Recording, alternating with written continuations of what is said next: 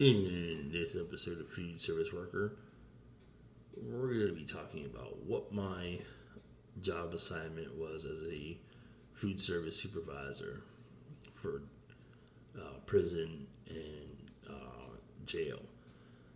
So, with that being said, my job consisted of overseeing inmates that were making sure that they were making sure they had the proper hygiene that they were supposed to have to be working in the kitchen, making sure they were wearing gloves, making sure they were wearing hair nets, making sure they had the proper amount of stuff to prepare food for each meal, making sure temperatures were checked on the food before the food was to be served, and as well as doing logs for the meals. And the other part was overseeing them serve the food, make sure the portions were correct on each tray that was going to the inmates who were housed at these facilities. Also, we had to cater to the inmates who had special diets. So there are inmates who have maybe health issues, and we had to cater to their dietary needs. That was requested by medical staff in the facility, who determined that these inmates needed to have that diet. Also, religious diets we catered to as well. The chaplain would let us know that these inmates were approved based on their religious beliefs, and we would cater to those inmates who had a certain diet that they were supposed to eat for their religious beliefs. So with that being said, that was some of that role that I had to take part in, as well as doing inventory logs.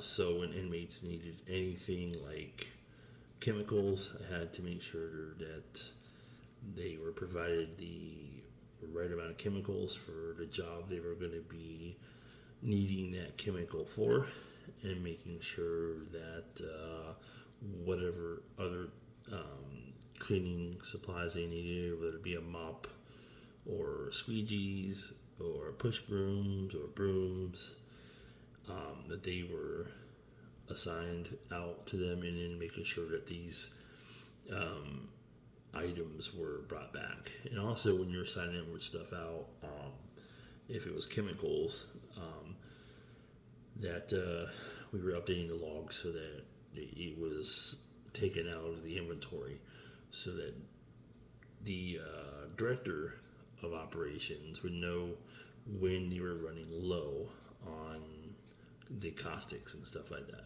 so they knew when to order more stuff. That's the same thing with the inventory for food and stuff. So so that was part of the job there. Normally the shift consisted of about 8 hours. It just depended on the day and how far we got behind, and if there was any issues with the equipment. And sometimes the equipment would have problems. Normally, I would say the biggest problem I had, ironically, in the county when I worked in a jail facility, was the dish machine. The dish machine and I think the ice maker were the only two things that were the biggest problem that broke down the most. Now, in the Department of Corrections, where I worked at, up until the point I resigned, I guess you could say, everything was breaking, and it was crazy. We had issues that delayed us by an hour or more sometimes, and it was just way too much to deal with, because you had people who were ticked about why is stuff late. So anyways, that'll be for another video, but probably not likely because, yeah, it depends if y'all want to hear about that. But anyways, though, it make sure everything was operational for production was a needed thing, I guess you could say, as well as like making sure the inmates who were new to the kitchen were assigned a job. Normally, when these inmates would start out in the kitchen, they'd be sent to work in the dish pit area, cleaning dishes, pots, pans, trays, until they were given the opportunity to move up. That's normally where they start out, which is true. It's rare, unless they were known before, then they would get to advance faster.